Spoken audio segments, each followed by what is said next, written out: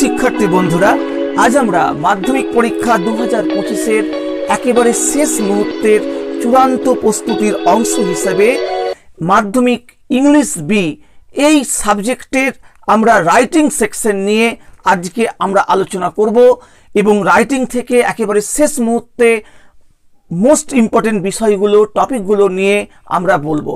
তাহলে দেখো, 2025-এর মাধ্যমিক পরীক্ষার জন্য তোমাদেরকে রাইটিংয়ের জন্য যে আইটেমগুলো অবশ্যই করতে হবে তার মধ্যে সবার প্রথমে কিন্তু রয়েছে বায়োগ্রাফি রাইটিং।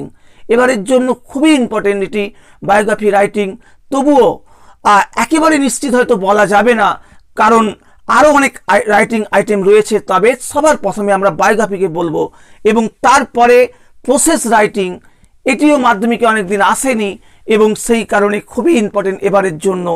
আর 3 নম্বরে স্টোরি রাইটিং মাধ্যমিকের জন্য খুবই ইম্পর্টেন্ট। আর 4 নম্বর লেটার রাইটিং, এটি মাধ্যমিকে প্রতি বছরই কিন্তু সাম্প্রতিক সময়ে লেটার রাইটিং একটি করে আসছে, সেই হিসাবে এবারেও কিন্তু লেটার রাইটিং তোমরা একটা কমন পাবে এবং সেখানে এডিটোরিয়াল লেটার এবারের জন্য খুবই ইম্পর্টেন্ট। কারণ আগের বারে ফ্রেন্ডকে 2024-এর যদি আমরা প্রশ্ন দেখি তাহলে সেখানে তোমাদের ফ্রেন্ডকে লেটার এসছে, সেই কারণে এবারে এডিটোরিয়াল লেটার খুবই ইম্পর্টেন্ট, বা অফিসিয়াল কোনো লেটার বা কোনো হেড অফ দ্য ইনস্টিটিউশনকে কোনো চিঠি, এই বিষয়গুলো সব থেকে ইম্পর্টেন্ট। তবু তার সঙ্গে তোমাকে ফ্রেন্ডের লেটারও কিন্তু দেখে যেতে হবে। আর তারপর 5 নম্বরে আমরা বলছি প্যারাগ্রাফ রাইটিং। এবার দেখো, তোমাদের এই যে 5টা টপিক বলা হচ্ছে, এই 5টা টপিকের মধ্যে অবশ্যই 3টে রাইটিং আইটেম আসবে এবং মাধ্যমিকে তার মধ্যে তোমরা লেটার রাইটিং তো পাচ্ছ এবং আরও 2টো রাইটিং আইটেম, তার মধ্যে যদি তোমাদের বায়োগ্রাফি আসে তাহলে আর প্যারাগ্রাফ রাইটিং কিন্তু আসবে না। আর যদি প্যারাগ্রাফ রাইটিং আসে তাহলে কিন্তু বায়োগ্রাফি রাইটিং আর আসবে না, কারণ দুটোই প্যারাগ্রাফের মধ্যেই পড়ে।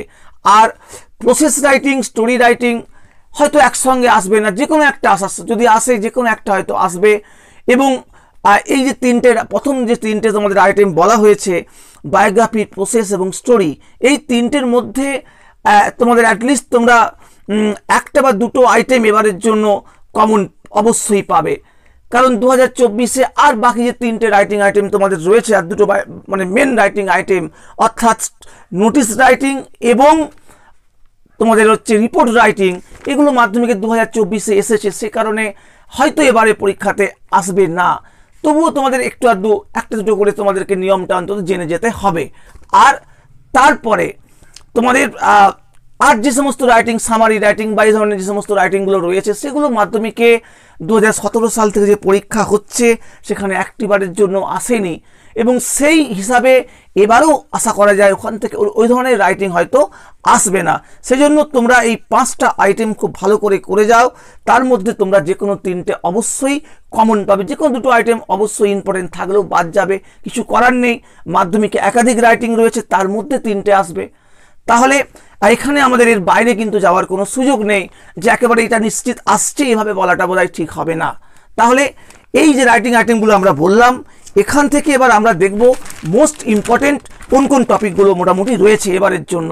দেখো, তোমাদের যে লেটার রাইটিং, এই লেটার রাইটিংয়ের মধ্যে সব থেকে ইম্পর্টেন্ট লেটার এডিটরকে একটা ইম্পর্টেন্ট টপিক এবারে রয়েছে, যে about high price rise of all essential commodities. এই বিষয়টা খুবই গুরুত্বপূর্ণ এবারের জন্য। আরেকটা ইম্পর্টেন্ট টপিক হচ্ছে রেগলেস ড্রাইভিং। এগুলো সবই কিন্তু তোমাদের এডিটোরিয়াল লেটার হবে, বা ফ্রিকুয়েন্ট রোড অ্যাক্সিডেন্ট। আর এছাড়াও তোমাদের আরও কয়েকটা টপিক রয়েছে, plastic carry bag should be banned, অথবা expressing your concern over the addiction of the youngest on online mobile games and social media. তারপর হচ্ছে irregular clearance of garbage in your locality. এই ধরনের টপিক খুবই important, তার মধ্যে প্রথম টপিকটা খুবই গুরুত্বপূর্ণ। আর হেড অফ দ্য ইনস্টিটিউশনকে যে লেটার লিখতে হবে, তার মধ্যে তোমাদের আস্কিং পারমিশন জাতীয় কোনো letter, asking permission to arrange an educational tour, excursion, এই ধরনের লেটার, অথবা লিভ অফ অ্যাবসেন্ট, সেটা কারণটা হতে পারে সিস্টার ম্যারেজ হতে পারে, ইলনেস হতে পারে, অন্য আদার্স যে কোনো কারণ বলতে পারে। উত্তর কিন্তু ফরম্যাটটা কিন্তু একই হবে এবং সব আইটেমগুলোর কিন্তু লেটারের ক্ষেত্রে ফরম্যাট তোমরা তৈরি করে শেষ মুহূর্তে যাবে। আর requesting for more books in your school library, তারপরে অথবা to arrange for extra class, special class after test exam, এই ধরনের প্রশ্ন, বা কোনো এক্সিবিশন স্কুলে requesting him or her to organise a science exhibition or blood donation camp, magic show, এই ধরনের, অথবা request to arrange an inter school football cricket tournament, এই ধরনের টপিক তোমাদের লেটারের ক্ষেত্রে লাগবে। এবং তার সঙ্গে তোমাদের আরও কয়েকটা অফিসিয়াল লেটার, ফর্মাল লেটার তোমাদের করে যেতে হবে। যেমন ওসিকে, অফিসার ইনচার্জকে, লোকাল পুলিশ স্টেশনকে তোমাদের কোনো complaining about your loss of your mobile phone অথবা লস অফ ইউর বাইসাইকেল, এ ধরনের কিন্তু রাইটিংও তোমাদের দেখে যেতে হবে। আবার পোস্টমাস্টারকে কোনো complaining that you did not get a letter send to you, অথবা ব্যাংক ম্যানেজারকে কোনো ওপেনিংয়ে নিউ ব্যাংক অ্যাকাউন্ট বা এই ধরনের কোনো লেটার পড়তে পারে, অথবা বাবাকে, এগুলো তোমাদের মানে এগুলো তোমাদের মেন চিঠির মধ্যে চলে গেল। এরপর তোমাদের ফাদার, মাদার, এই যে চিঠিগুলো পার্সোনাল লেটার্স, এগুলো তোমাদের একটু দেখে যেতে হবে। ফরম্যাট, যে seeking his permission to go to A school excursion, বা বন্ধুকে লেটার্স, বিভিন্ন রকমের ইম্পর্টেন্ট টপিক রয়েছে, সেগুলো একটু দেখে যেতে হবে। যে বন্ধুকে পড়বে না, আগেবারে পড়েছে বলে এমনটা কিন্তু নয়। আবার দেখা গেলো ফ্রেন্ডকে লেটার দিল, সেক্ষেত্রে কোনো কিন্তু অবাস্তব কিছু নয়, পড়ার সম্ভাবনা সেক্ষেত্রে থাকবে। এবং সেক্ষেত্রে ফ্রেন্ডকে লেটারের ক্ষেত্রে বেশ কিছু ইম্পর্টেন্ট টপিক আছে, সেগুলো তোমরা দেখে যাবে। আর তারপরে আমরা বায়োগ্রাফি রাইটিং, এখান থেকে মোস্ট ইম্পর্টেন্ট কয়েকটা টপিক আমরা বলবো।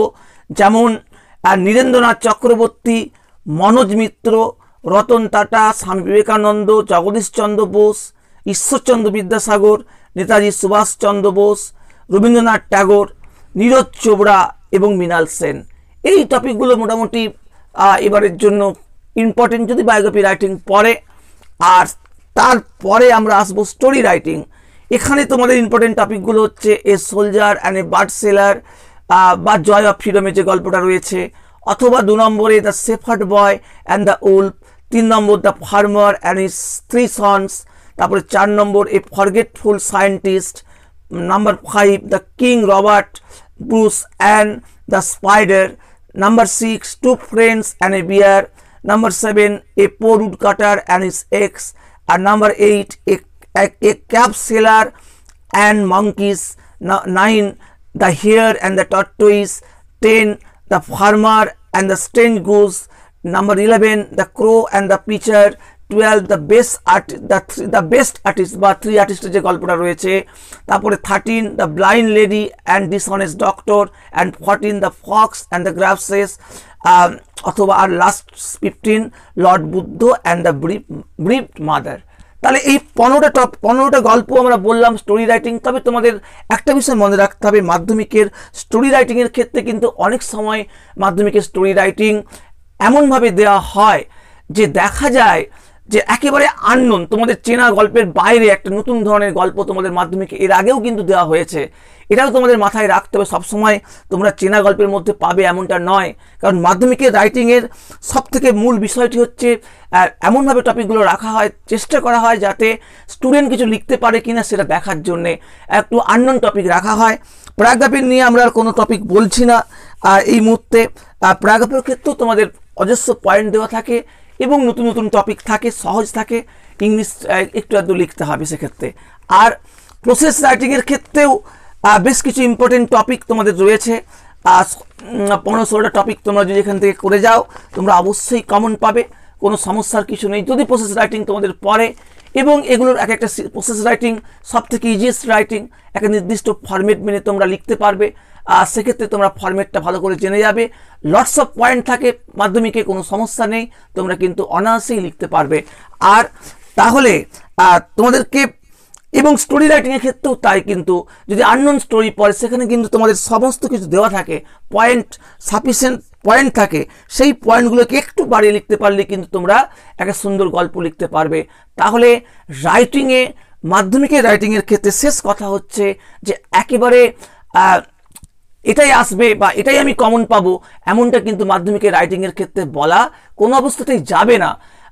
সেক্ষেত্রে তোমাদেরকে সব রকমের বিষয়গুলোকেই, তার ফরম্যাটগুলোকে জেনে যেতে হবে এবং তোমাদেরকে রাইটিং মাধ্যমিকে অবশ্যই লিখে আসতে হবে। কোনো অবস্থাতেই কিন্তু রাইটিং তোমাদের একদম একদম মানে জানা নেই বলে লিখবো না তা নয়, চেষ্টা করতে হবে লেখার। এবং তোমরা নিজের ভাষা দিয়ে সহজ সরলভাবে লিখলেও সেন্টেন্স যদি কারেক্ট থাকে তোমরা অবশ্যই নাম্বার পাবে। তাহলে তোমাদের প্রত্যেকের পরীক্ষা ভালো হবে। আজ তাহলে এ পর্যন্তই।